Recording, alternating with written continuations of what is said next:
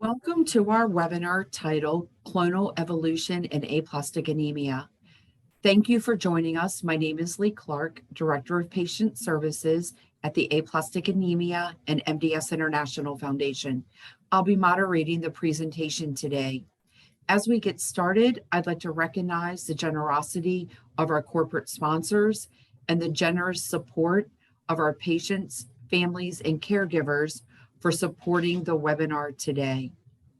Due to the volume of teleconferences on the internet, it is possible you may lose your connection during the program.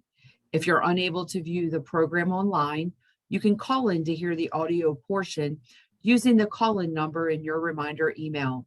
Today's program will be archived to our website within 2 to 3 business days. You will be notified by email when it is live and ready for viewing. Immediately following the presentation, there will be a question and answer session.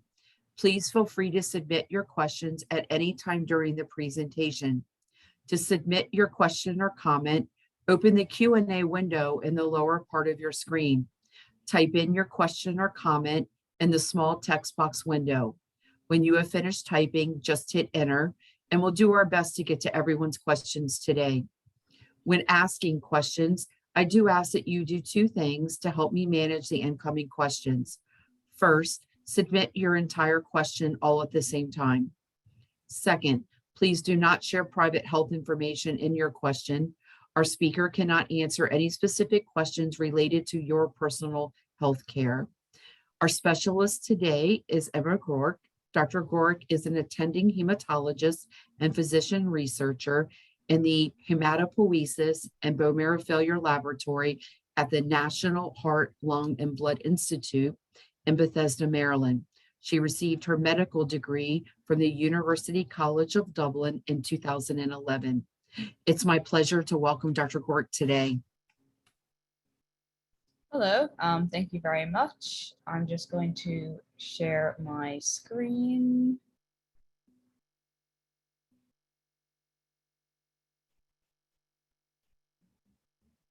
All right, well, thank you very much for having me. My name is Emma Groarke, and as mentioned, I'm a hematologist at the National Heart, Lung, and Blood Institute. And today I will be discussing for you clonal evolution in aplastic anemia. So this is just a brief outline of what I intend to cover today. So first, I just want to give a brief introduction to what is aplastic anemia, just to give some background. Then I will discuss what is clonal evolution and how do you diagnose it. Then I will discuss how MDS relates to aplastic anemia, how the risk of clonal evolution in aplastic anemia will influence our general treatment algorithm that we use for patients with aplastic anemia, the clinical outcomes of patients who have clonal evolution after having aplastic anemia, and then some treatment options for patients in whom this occurs. So just a brief introduction. So aplastic anemia is a rare blood disorder. The incidence is approximately 2 to 3 per million per year of new diagnoses. And the predominant clinical manifestations are low blood counts, accompanied by an empty bone marrow. And there's 2 peak age distributions that are associated. One is younger age distribution of 10 to 25 years old, and then again, another peak at greater than 60 years of age. And there are various causes of aplastic anemia, the commonest being immune aplastic anemia, which accounts for the majority of cases. It can also be inherited due to germline genetic mutations, and rarely can be due to particular toxins or medications causing an insult to the bone marrow. So what causes immune aplastic anemia? So I guess simply put, the immune system becomes very active, and cells called active lymphocytes or T cells cause an increase in inflammation, and this increase in inflammation causes cells to die in the bone marrow, and these are the hematopoietic stem cells, which ultimately produce blood cells. So these cells die, and then there's reduced production of blood cells. What results is this empty bone marrow. So you can see on this side here, so this is a pretty normal bone marrow. And you can see that this pink stuff here is what we call hematopoiesis, or where are the production of blood cells. Whereas here, these are empty fat spaces, which are normal in marrow, but not as much as you see in aplastic anemia, which you see on this side, where there's basically no blood production or hematopoiesis, and really you're just left with fat, and this is just the hard part of bone here. So how does aplastic anemia typically affect patients? So because you've got low blood counts, this will affect in three primary ways. One is neutropenia. So these are low white cells, and this results in an increased risk of infection. And neutrophils in particular are important for fighting bacterial infections and also fungal infections. And we see patients who have very low neutrophil counts, which are less than 200 or less than 0.2. These are patients who have a very, very high risk of infection. Whereas patients with a neutrophil count less than 500 or 0.5 are also at an increased risk of infection, but not quite as high risk as the patients with less than 0.2. So thrombocytopenia, so this is low platelet counts, and platelets are the cells that will cause clotting when you're bleeding. So patients with low platelets will have a higher risk of bleeding. And generally speaking, patients will not spontaneously start bleeding if the platelet count is over 10. But if the platelet count is less than 10, then there is a risk of spontaneous bleeding, and we tend to transfuse patients who are less than 10 to try and keep the platelet count over 10. If patients have platelet counts over 50, there tends not to be an increased risk of bleeding, but if our platelets are less than 50, then there is still an increased risk of bleeding, more around if there's any injury that's acquired or if a procedure is being performed. And finally, patients with aplastic anemia will have anemia, which is low red cells and low hemoglobin. And red cells are the cells that carry oxygen throughout the body. And if they're low, the symptoms will include being very tired, very short of breath. Patients might be dizzy. And if you're very, very anemic, this can cause problems with your lung and heart function. Generally, patients who are less than 7 of hemoglobin, with a normal being 13 or 14, will have symptoms and may need a blood transfusion. So aplastic anemia is on a spectrum of disorders and does overlap with a lot of other conditions related to bone marrow failure. So you can see aplastic anemia here is in the middle. And here we have the inherited versions of aplastic anemia. So some examples of these would be Fanconi anemia and telomere diseases. We do find that aplastic anemia does overlap quite a lot with a disease called PNH and also a disease called TLGL. And here, which I'm going to be focusing on today, is this overlap between aplastic anemia and myelodysplastic syndrome. And this really comes in two forms. One in this entity called hypoplastic MDS, which is a form of MDS where the marrow is also very empty. And it can be very difficult sometimes for us to distinguish between what is actually aplastic anemia and what is actually this hypoplastic MDS. And interestingly, a lot of times patients with hypoplastic MDS will actually respond to aplastic anemia treatment. So they are probably quite related from a pathophysiology point of view. And the second thing is that aplastic anemia we know can progress to MDS. So what is MDS? So I guess in summary, it's a group of blood cancers in which immature blood cells in the bone marrow do not mature and do not become healthy blood cells. And there are, I guess, 5 primary features I would like to point out of MDS. So most patients with MDS, or pretty much all patients with MDS, will have low blood counts of some degree. And this can be either one lineage is affected, so patients might just have anemia, they might just have low platelets, or it might be all lineages. And it can be of different severity, so some patients may require transfusions and some may not. The next feature is that the cells produced in MDS are not normal. And by this, I mean, when we look down the microscope, we can see that the cells appear abnormal. And also that cells that are produced in patients with MDS do not have the same quality or function as blood cells in patients who do not have MDS. So that even when we look at the marrow, it'll look like there's a lot of cells being produced, but patients will still have low blood counts. And this is probably because of the quality of the blood cells that are being produced. Patients can also have an increase in blast cells or immature cells.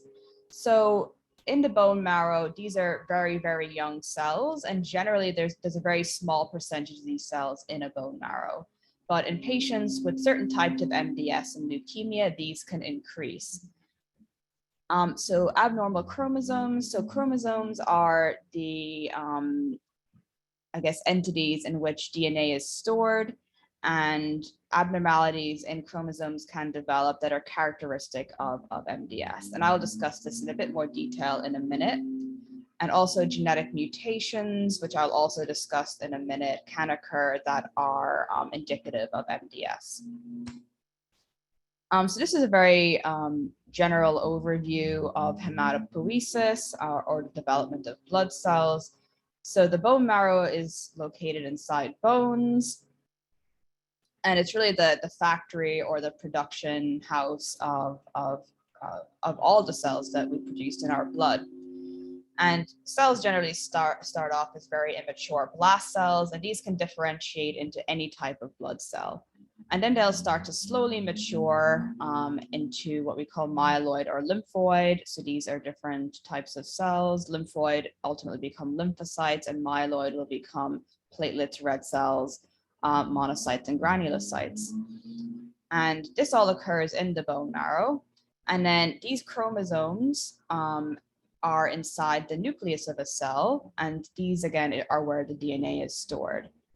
And then these get pushed out of the bone marrow, these final products of the platelets, red blood cells, monocytes, granulocytes, and lymphocytes. And I guess you can see if there's an attack on these stem cells here, then that leads to a reduced production down the line, so that these cells are not able to be produced. So this is just an example of a bone marrow. So I'm sure many of you, or probably all of you, have had this procedure. So a bone marrow, as I mentioned, is where the production of blood cells occurs. And it's very important for us, in patients who have low blood counts, to perform a bone marrow and to see exactly what's happening that's causing the low blood counts. So I just have some examples here of what we're actually looking for when we do these bone marrows. So in the middle, just for reference, this is a normal bone marrow. And you'll probably notice when you're having a bone marrow done that there's two parts to the procedure. So the first part is where they actually suck some liquid out, and that's what we call the bone marrow aspirate. And for this, we actually smear it onto a slide, and that's what this here is. So this aspirate is where we're able to get a really good close look at the individual cells and see, do any of them look abnormal. And then there's also a part called the biopsy, where a needle is stuck in and a kind of a chunk of bone is taken out. And this is sliced up, it's put in formalin, and this is then also looked under the microscope. And this is more to give us an idea of the general architecture of the bone marrow, which you can see here. And as I pointed out earlier, so this is hematopoiesis that's happening, or these are the cells that are producing blood cells, and these are the fat spaces. And in aplastic anemia, we're lacking in production of blood cells, whereas in MDS, we're not usually lacking in production of blood cells, but as I mentioned, the quality is often poor, and we still end up with low blood counts. Or in some types of MDS called hypoplastic MDS, you can also be lacking in the actual number of production of blood cells. And when we look at the aspirate, when we look really closely to a patient with MDS, we'll be able to just tell, based on our knowledge of what blood cells look like, that these are not normal looking cells. And this is just, to compare what cell, these are normal looking cells, these are abnormal looking cells. But this is something that will take a lot of, knowledge, and the pathologist will know exactly what to look for. This is an example of a blast cell. So these are the very immature cells that, if increased, are associated with high-risk MDS and evolution to leukemia. And this is an example of a cytogenetic test, which is usually done when a bone marrow is done. And this is so that we can look to see, are the chromosomes normal in patients who have low blood counts. So on this side here, you can see an example of a normal chromosome or normal karyotype. So humans typically have 46 chromosomes, which are paired. So there's 2 in a pair and there's 23 pairs. And pairs are typically meant to be pretty much identical to each other, except in the case of the sex chromosomes X and Y, where if you're a male, the Y will not pair with the X, but if you're female, the X's will pair. In contrast, this is an example of an abnormal karyotype. So you can see here that the 7 is missing its pair. So there's only 1 7 chromosome, whereas normally there should be 2. So this is an abnormal karyotype or abnormal chromosome finding. And this is called monosomy 7, this particular one, because there's only 1 7. And this is associated in particular with a high-risk MDS. So now moving on to mutations. So this is just an example of a chromosome. And chromosomes are essentially coiled DNA. So you can see the coil is kind of uncoiling here. And then large sections of DNA are called genes. And there's many different genes, and genes can encode for all different parts of things that happen in the body. So there's lots and lots of genes that have lots and lots of different functions. And when you break it down even further, you can see that DNA is made up of these 4 nucleotides that go in different patterns to make up genes. And this is a blueprint that is used for producing proteins and other important functions in the body. And a mutation happens when this correct sequence is somehow interrupted. So you can see that this is the original correct sequence, and that something has happened, that there's been a substitution for this T, the C has substituted for the T, and this is something that we call a mutation. And these can be of varying severity depending on where is affected and how big the section that's affected is. So if there's a big, huge chunk that's been affected because of this, that's often more severe than if it's just a small little point here. So there's 2 types of mutations. There's what we call somatic and germline. So a somatic mutation is a mutation that happens in a very particular part of the body. So for example, what we're talking about now is the bone marrow. So if one of those mutations occurs in a cell that's already in the bone marrow, that would be called a somatic mutation. And these mutations are not something that can be passed on to your children. In contrast, in germline mutations, these are ones that occur at a stage where it's present in all the cells in your body. And this includes the egg and sperm. And for that reason, it is carried on to your children. So just going back to the causes of aplastic anemia, which I alluded to earlier, there are inherited forms of aplastic anemia, which are caused by mutations that are germline. And these can result in very specific diseases, such as Fanconi anemia and telomere disease. And just to mention that when I'm mentioning mutations from now on, I'm not talking about an inherited form of aplastic anemia. I'm going to be talking about somatic mutations that have occurred in the bone marrow. And this is just a very general concept of clonality. So when a mutation occurs, it's not always a bad thing. In fact, most of the time, the mutation doesn't actually cause any effect because the substitution that occurs is just not important, or else the substitution is so damaging to the cell that the cell just dies. And for a mutation to be passed on, the cell has to be able to divide and pass it on to its, cell children. And this is an example of how the environment can be very important in terms of mutations that develop. So this is an example of a normal bone marrow. There's cells here that spontaneously will have mutations, and this is just something that happens when cells divide sometimes, that a mutation happens. And as I said, most of them, they're not important. The cell will die or they'll be outnumbered by normal cells, and it's not really a big deal. However, in patients with aplastic anemia, we know that most of the stem cells end up getting destroyed by the immune system. So you're actually left with a very small reservoir of normal cells left. And if there are cells that for some reason are able to survive that attack, so if the immune system attacks and there's a cell that's got some kind of advantage in survival, a bit like, in evolution that this occurs, these cells will survive and they'll actually be the predominant cells, even when the stem cells are repopulated after immunosuppressive therapy. And these cells can take the form of ones that either have some sort of function to evade the immune attack. And an example of this would be a PIG-A cell. And PIG-A is actually a mutation that is associated with PNH. So this is the defining mutation of PNH. So that's why PNH tends to be associated with aplastic anemia, because these cells actually survive well in the environment after the immune attack.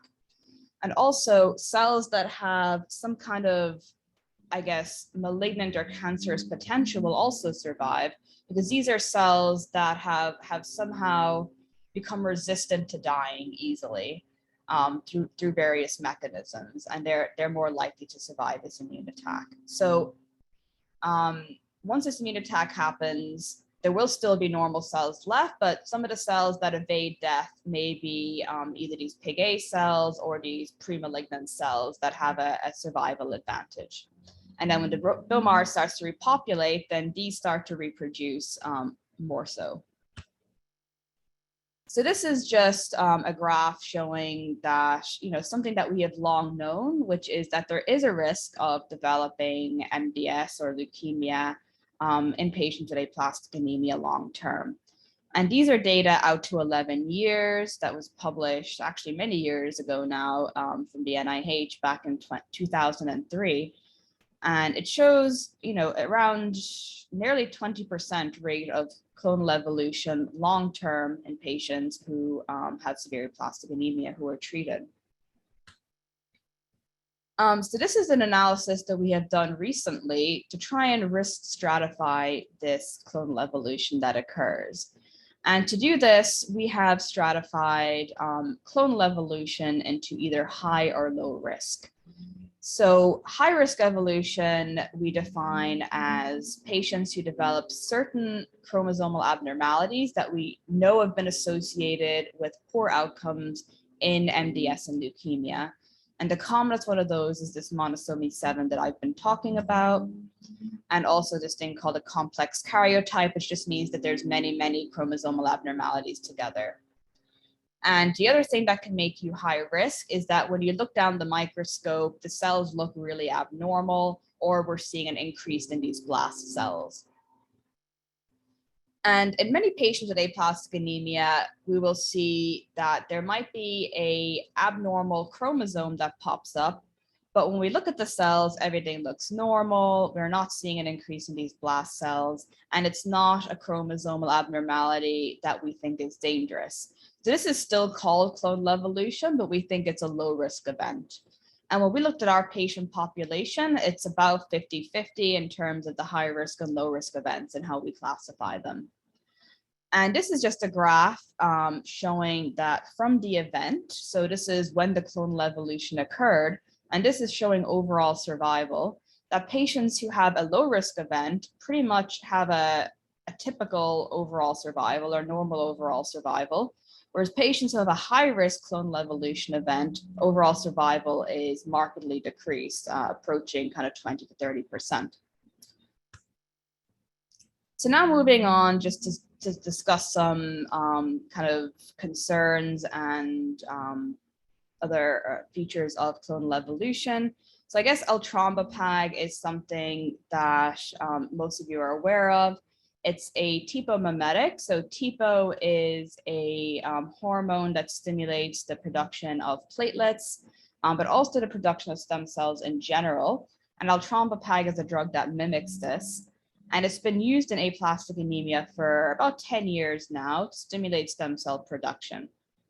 And there has been this theoretical concern that because it is stimulating stem cells, would it also stimulate the abnormal cells that I showed you earlier that can occur in aplastic anemia patients and thus drive evolution?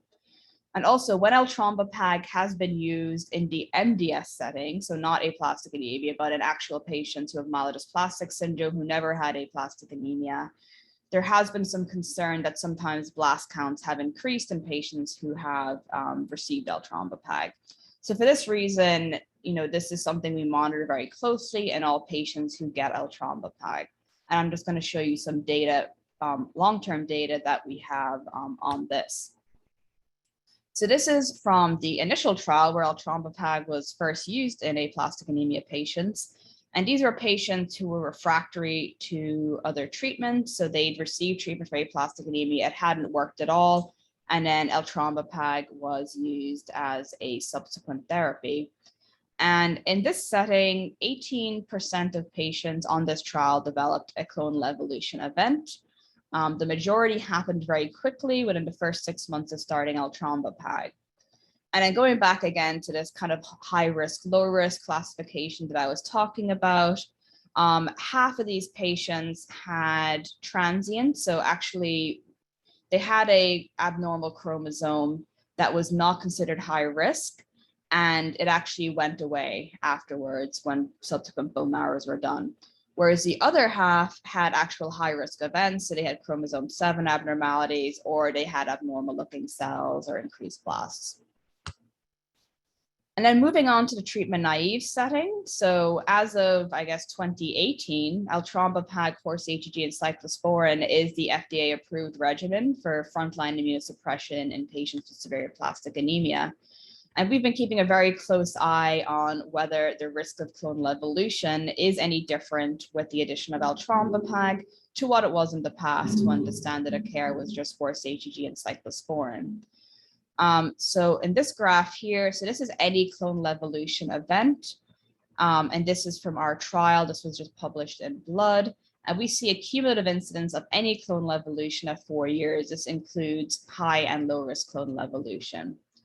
However, when we look specifically at high risk evolution, which is the one we think is serious and clinically significant, we have not seen any increase in high risk clonal evolution. So this is the L-Trombopag treated patients, and this is the historically treated patients who only got horse HEG and cyclosporin. So we have not seen an increased risk so far in high risk evolution. One thing we did see, however, is that in patients who receive L-Trombopag, the time to developing a clonal evolution event is actually shorter. So the time was 186 days versus 777 days. And our thinking on this is it might be that these clones are probably already there in the bone marrow, and that maybe with continued stimulation from the L-Trombopag, this may cause them to emerge sooner than they might have, but not at an increased rate. However, the follow-up time for this study is still only a median of 4 to 5 years. So we still have a long way to go in terms of following patients long-term to really determine the risk of clonal evolution. And this is an analysis we recently performed, which is kind of similar to what I just showed you, except it contains all 663 patients that we've treated at the NIH since the 1990s who have received horse HEG or rabbit HEG and cyclosporin-based regimens. And we again compared patients who'd received any L-Trombopag for any reason for greater than 12 weeks, be it for refractory disease, relapse disease, or as upfront therapy. And again, we're not seeing any increased risk of high-risk clonal evolution in patients who received L-Trombopag. So now moving on to somatic variants or mutations. So variant is just another name for mutation. So we do know that in aplastic anemia patients, when we do sequencing of their DNA, that there is an increased risk of somatic mutations compared to patients who have normal blood counts and who do not have any hematological problems. And the rate of somatic mutations in aplastic anemia patients inherently is around 30% of patients will have some type of mutation. And this is a paper that was published in 2015 in the New England Journal. And in this paper, we sequenced a lot of patients, around 400 patients who had aplastic anemia, to see if they had mutations or not. And we found that there was three mutations that were very common. So there was these ones called BCOR, PIG-A, which is the PNH mutation, and then this DNMT3A and ASXL1, which are both associated more with MDS. Whereas BCOR is a mutation that seems to be kind of more unique to aplastic anemia and isn't typically found in MDS or leukemia. And when we did a risk stratification to see whether these mutations affect overall survival, we grouped PIG-A and BCOR together, and we found that patients that have these mutations actually have a very good overall survival, which was even better than patients who didn't have any mutation, while patients who had the more MDS type mutations did have a poorer overall survival. However, in figuring out why this is the case, in this paper, they were not able to determine that patients who had mutations that are associated with MDS actually resulted in MDS or leukemia. So there was not an association seen there that they actually drove the development of MDS or leukemia. So it wasn't clear what the actual reason for the decreased overall survival was. So now I'm just going to talk a bit about, what is our treatment algorithm in general for patients with aplastic anemia and how this risk of clonal evolution plays into that. So typically in adults, the algorithm has been for a long time now that if you're less than 40 and you have a fully matched sibling donor, that the preferred therapy is an immediate transplant. Whereas if you're over 40 or do not have a fully matched sibling donor, then immunosuppressive therapy is the preferred option up front. In children, this is a little bit different because children have such good outcomes with transplant that basically all children who have a fully matched sibling donor should definitely go to transplant, and a matched unrelated donor, it depends on the patient desire and also the clinician, but many will immediately recommend transplant upfront, even with an unrelated donor for children. And I will go through some of the data as to why this is. So why would we transplant upfront in severe aplastic anemia when we know that immunosuppressive therapy is not as difficult a treatment? So I guess essentially it is the only curative option for severe aplastic anemia patients. So immunosuppressive therapy is a very good treatment option, but it's not generally considered curative. And it also eliminates the long-term risk of clonal evolution. And I'll show you data regarding this in a minute.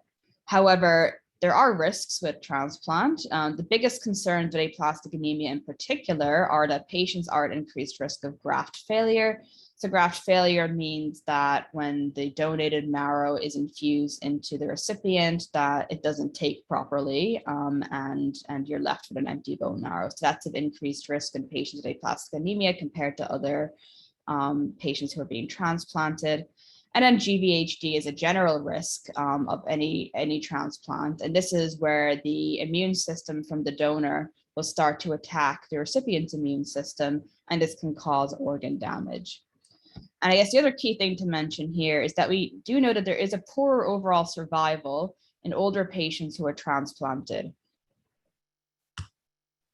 So here you can see these are studies using transplant in young patients, and that the overall survival for young patients who have a fully matched sibling donor is extremely good. So around 90% for children and 80% for adolescents. However, when you start to break the age down a bit more, so, this is showing 20 years and less, this is showing 20 to 40, and this is showing greater than 40. This is overall survival. And this is showing transplant outcomes in patients who had severe aplastic anemia. You can see that the overall survival in the over 40 is a lot inferior to patients who are younger. So that the best overall survival is seen in the very young patients, less than 20, still a pretty good overall survival in 20 to 40, but approaching only 50% survival in the over 40s. And why are patients dying after transplants? Predominantly, it's actually graft versus host disease, which is the primary complication that's seen. There's also some association between patients who waited a long time to get a transplant, and we think this is probably related to patients may have developed complications, i.e. infections or antibodies that may have made the transplant more difficult. And then, of course, the year of transplant. So just to mention that, these data are from 1991 to 2004. So this is obviously a long time ago. So I guess a question, you might be thinking is, these are old data, transplant has improved. Is this still the case? So unfortunately, yes. So this is more up-to-date data. And you can see that still in patients who are over 40 undergoing transplant, who've had severe aplastic anemia, that there's not really been any major changes in patients who were treated before 2009 and after 2010.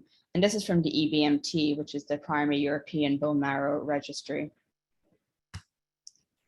So now just moving on to this question of upfront unrelated donor. So a MUD is an unrelated matched donor in children.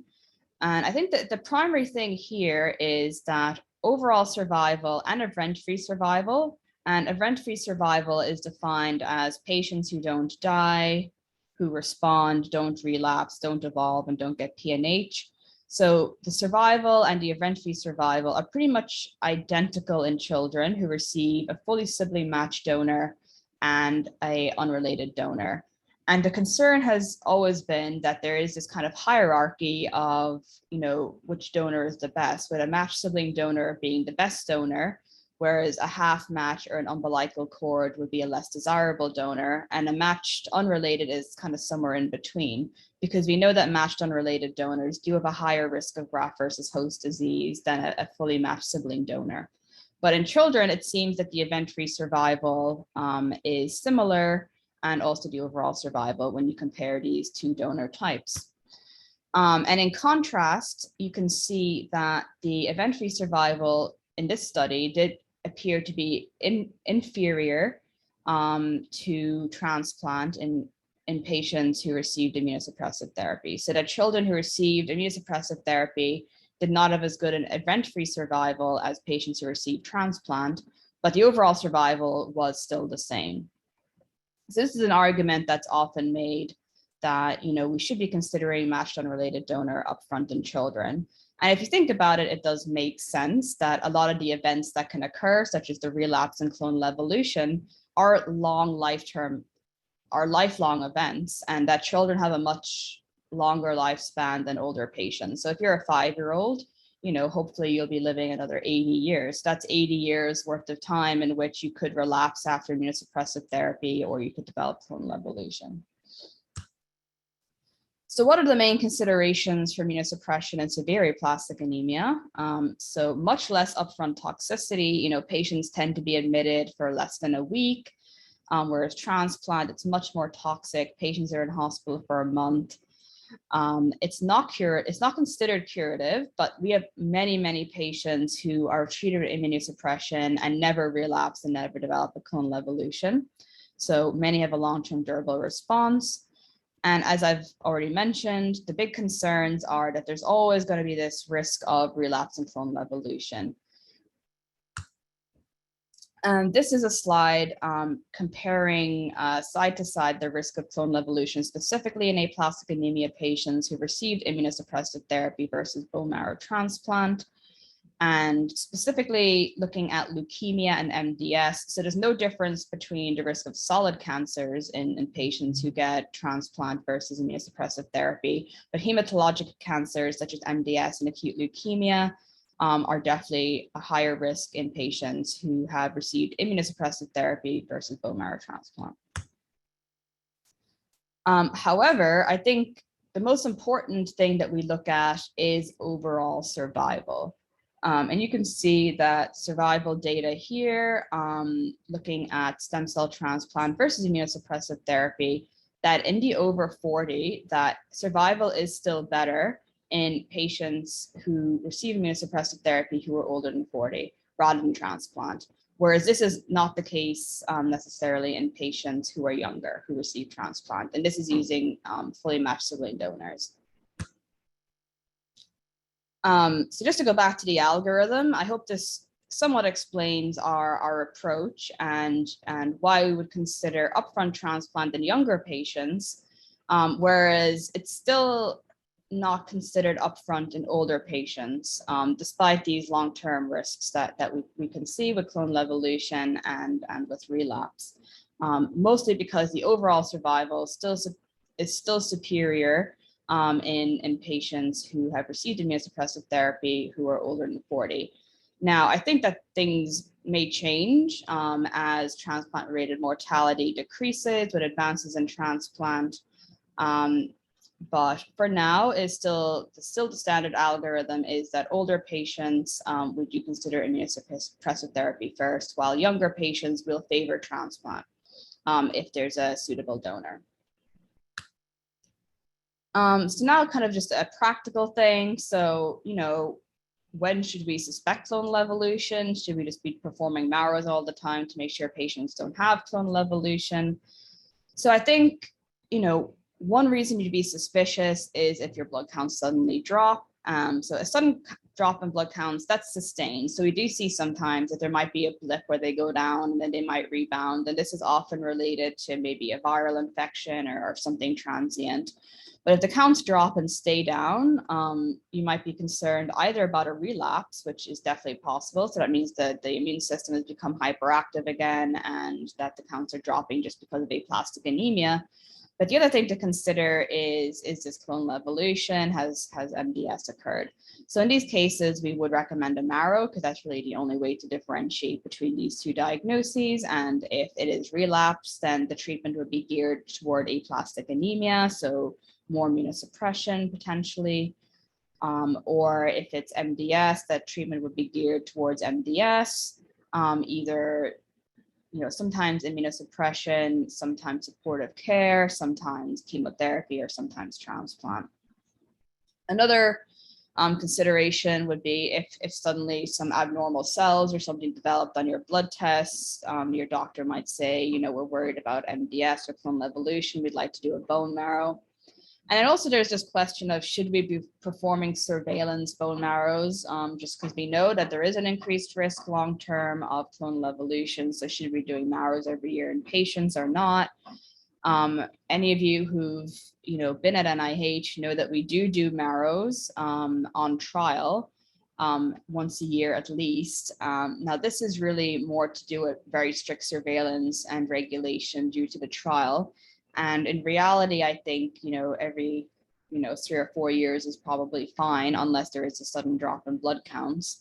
We do recommend that in patients who receive L-trombopag, because as I showed you earlier, it seems that the time to clonal evolution is much shorter with L-trombopag. So we do recommend surveillance marrows at 3 and 6 months after therapy, just to make sure that there's no clonal evolution event in this case. So what do we do if evolution happens? So quickly, I just want to go back to this slide that I showed you at the beginning, and this differentiation between high and low risk. So low risk clonal evolution, we don't get too worried about because the overall survival is similar to a patient who does not have clonal evolution. So there's really no difference in overall survival between patients who don't have clonal evolution. Whereas the high risk events are the ones we actually get worried about because you can see that this is where the overall survival starts to drop. So in low risk events, we actually don't usually do anything except observe. And what we usually do at NIH is that we will perform a surveillance marrow maybe 3 to 6 months after the chromosome becomes abnormal.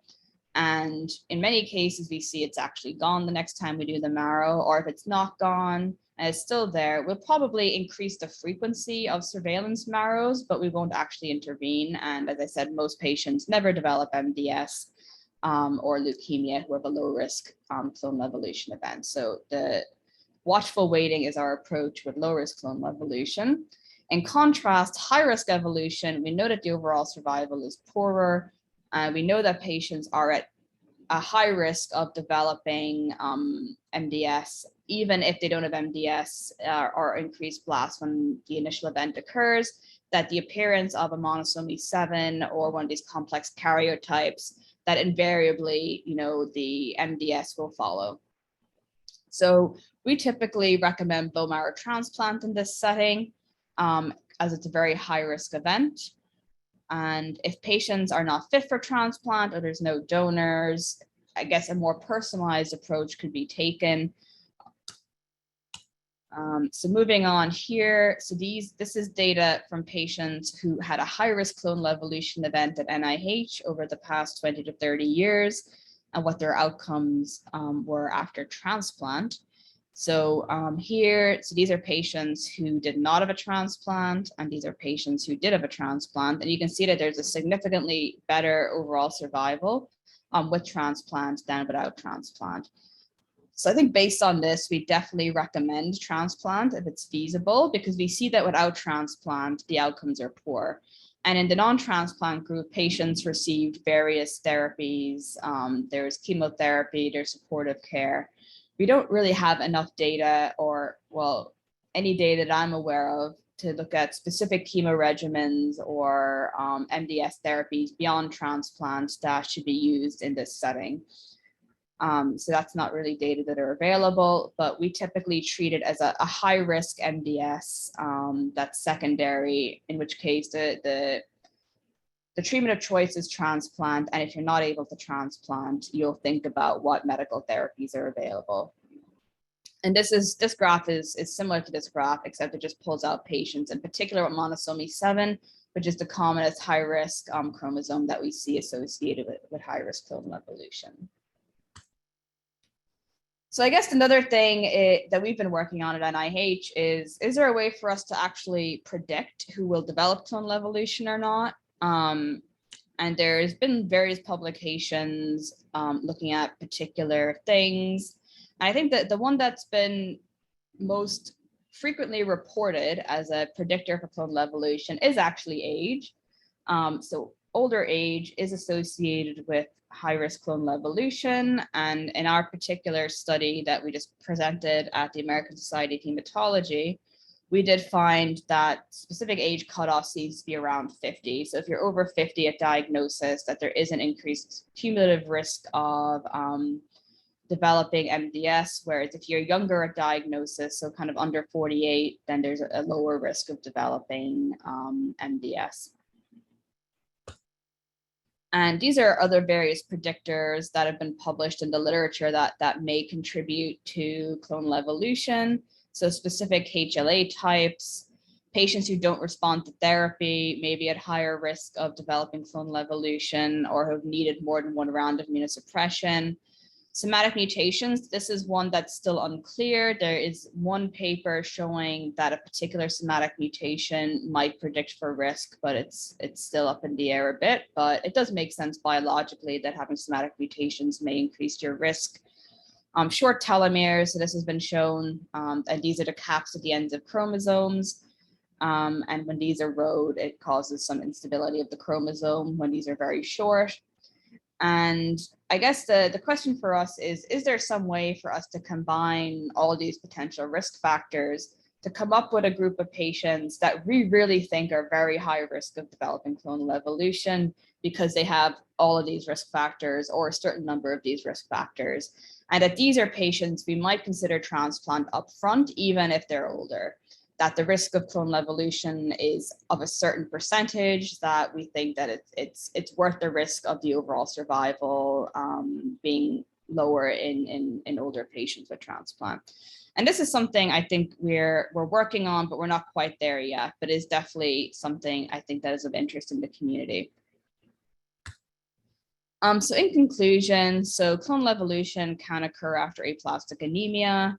It's broadly divided into high and low risk, and there's a big difference in management depending on what type of evolution event occurs. Transplant will eliminate the long-term risk of clonal evolution, but there is a higher mortality in older patients that probably does not mitigate the risk enough for us to go to upfront transplant in older patients still. And bone marrow transplant is the best treatment for high-risk evolution based on our data, and that will be in patients who have a suitable donor and who are fit for transplant. So I'd like to thank you all for listening to this talk. This is just a picture of the NIH crew. And I'm very happy to take any questions. Thank you. Thank you so much, Dr. Groarke, for the wonderful presentation. And we have some questions. Our first question says, we don't use Eltramopag in Canada. Can a PNH clone decrease without intervention?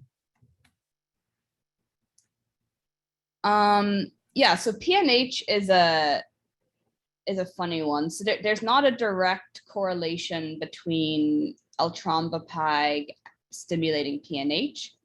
And we see a lot of patients have PNH clones at diagnosis.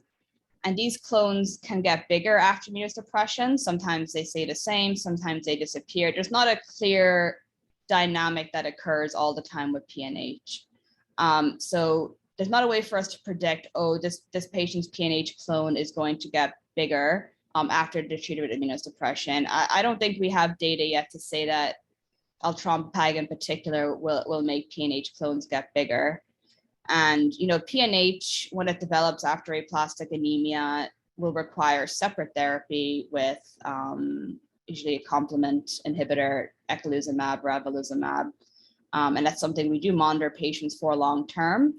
So we tend to do PNH analysis on patients every time we see them. At least once a year, it should be done.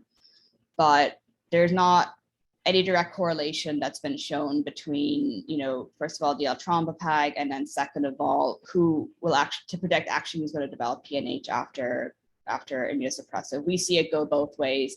I've had patients where they have a big PNH clone and it just goes away. And I've had patients that had a tiny PNH clone and suddenly it gets really big after their blood counts recover.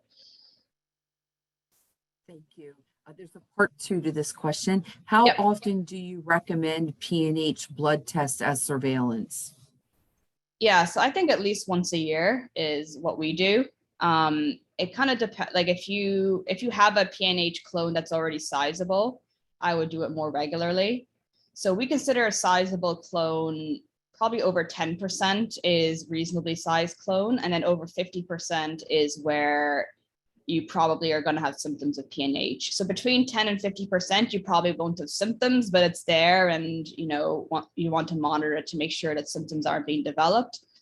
And over 50% is where we actually recommend starting on therapy prophylactically, because we think that the risk of thrombosis and hemolytic anemia is high at that level. Thank you.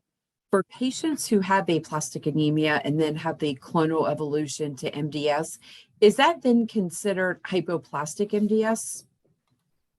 So hypoplastic MDS is more of a pathological term. So when you look inside the bone marrow, and remember I was pointing out those kind of a lot of fat spaces and low cellularity. So if you have MDS, so abnormal cells, and an abnormal chromosome that's associated with not a lot of cells in the marrow, that's considered hypoplastic MDS. And the aplastic anemia can turn into hypoplastic MDS, but not always. It can turn into any form of MDS. And hypoplastic MDS is itself its own diagnosis, irrespective of, you may never have had aplastic anemia and you can just have hypoplastic MDS and that's your diagnosis. But one thing to point out is that hypoplastic MDS does behave similarly to aplastic anemia in terms of response to therapy. It tends not to progress as much to leukemia as higher risk MDS is, and it does often respond to immunosuppressive therapy like aplastic anemia does. So in some cases, we can treat similarly to aplastic anemia and the blood counts will recover well, like they do in aplastic anemia. But I would say it's a distinct diagnosis from aplastic anemia, but there's definitely an overlap in terms of how we can treat it. And also it's often a diagnostic challenge. And we see many, many cases of we're not sure whether this is MDS or hypoplastic MDS or aplastic anemia. And often it really comes down to what exactly are the chromosomes that are abnormal and what percentage of abnormal cells are we seeing in the marrow? And sometimes it can be a very close call. Thank you. Is there instances where an aplastic anemia patient has had a bone marrow transplant and then gone on to develop MDS? Yeah, so I guess with it's much less likely, but if I just go back to the slide here, so you can see here that it's, this is MDS, this is acute leukemia, this is the like cumulative incidence or percentage of patients that got it.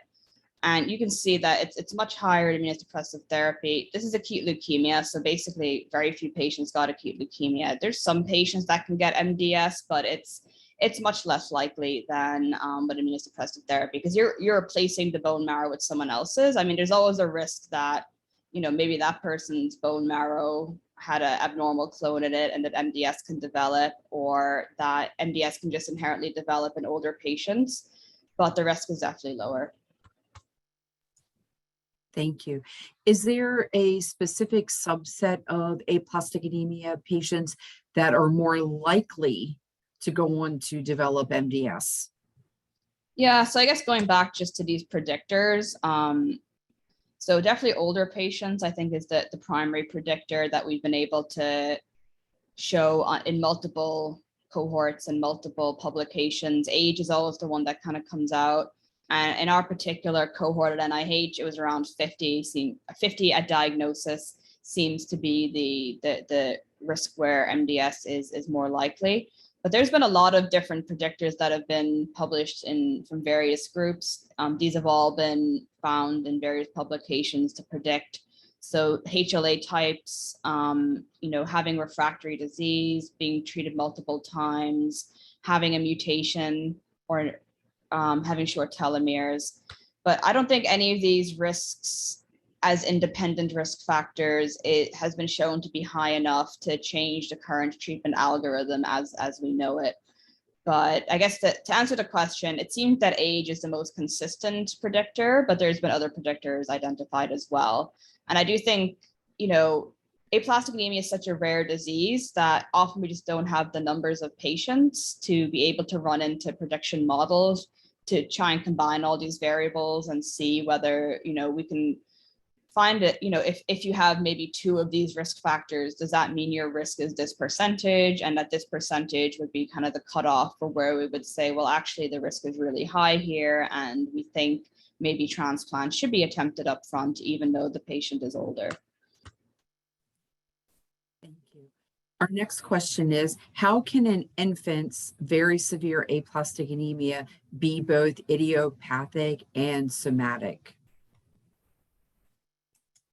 So idiopathic aplastic anemia is typically immune. So idiopathic just means you don't know the cause, and now we tend to call it immune aplastic anemia.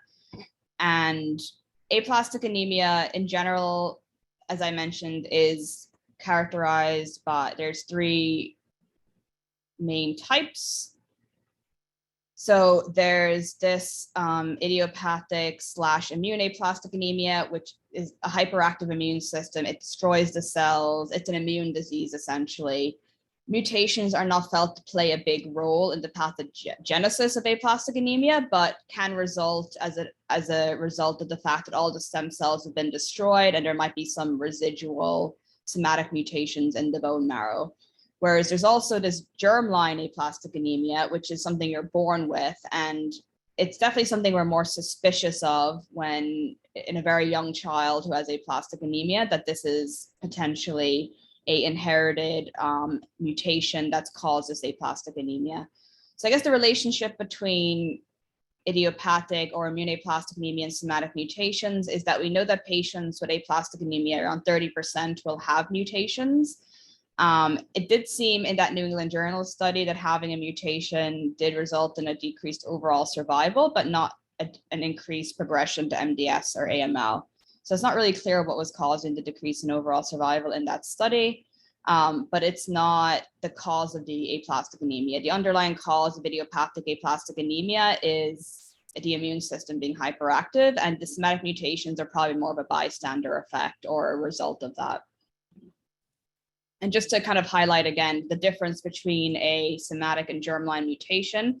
So somatic means it's acquired, it's in one part of the body generally, it's not in all of your cells. So you could have a somatic mutation in your lung, and that can divide and cause lung cancer. You can have a somatic mutation in your bone marrow that can divide and cause leukemia. You can have a somatic mutation pretty much anywhere in your body, and it tends to be, you know, a localized effect.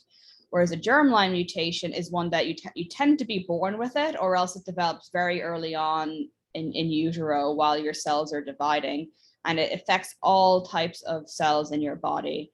And this is the one that can be inherited. And because it affects all cell types, it tends to cause syndromes where aplastic anemia may be one component of the disease, but if you see patients with Fanconi anemia and telomere disease, which are examples of inherited aplastic anemia, they don't only have aplastic anemia, they tend to have other organ problems as well. So telomere patients will have lung problems, they'll have liver problems, their immune system may not be normal. So it tends to be a systemic disease, whereas aplastic anemia, the mutations tend only to be in the bone marrow. If they're there at all, they're only there in 30% of patients, and they're not the primary defect. The primary problem is the immune system. Thank you. And our last question reads, what are the overall and event-free survival curves beyond 10 years? Yeah, good question. We don't have event-free survival for just what immunosuppressive therapy. That's all the question Yeah, said. okay. Yeah, I guess I'm not really sure what the question is asking, but I mean, in terms of immunosuppression in general, the overall survival long-term curve, I don't even have here, but generally we see about I guess 80 to 90% overall survival long-term after immunosuppression. And that's going out, 10 plus years. Event-free survival, we don't actually tend to do that in our patient cohorts, just because event-free survival, I did talk about it in terms of why we use the upfront unrelated donor in children, but in aplastic anemia in general, it's kind of a muddy area because all these events are not equal if you think about it. So someone dying is not really equal to someone relapsing. So smushing all these together is somewhat complex. So we tend to look more at individual things like the clonal evolution individually and the relapse individually. Because if someone relapses, then we can probably just retreat with cyclosporin or eltrombopag, and that event may not actually be that bad. Whereas if someone dies, I mean, that's obviously a very bad event, or someone has clonal evolution, that may be bad or maybe not, depending on the risk. So for clonal evolution, I did show the curve here that after 11 years, the curve does seem to stabilize, and that this is true also in relapse, that the longer you go, it seems that the risk becomes less of relapse. Like if you've been stable for 5-10 years, it seems very, very unlikely that you're going to develop a relapse. And it seems like that's similar for clonal evolution, that the risk is more so upfront, and then as time goes on, that the risk decreases, but doesn't go away completely. Thank you so much, Dr. Groarke, for spending your time and your expertise with all of us today. If you'd like to watch this webinar again at a later time, it will be available on our website within 2 to 3 business days. If you have any additional questions, you can send it to us at any time in 3 ways. Send an email to help@aamds.org, call our helpline 800-747-2820, extension 2, or you can submit your question to our Facebook page. On behalf of the Aplastic Anemia and MDS International Foundation, thank you for joining us today and making us your resource of choice for information on bone marrow failure diseases. Our medical advisory board and team are always here to support you and your family, as we've done for the past 38 years. This concludes our program. Thank you again, Dr. Groarke, for the wonderful presentation. Thank you for having me.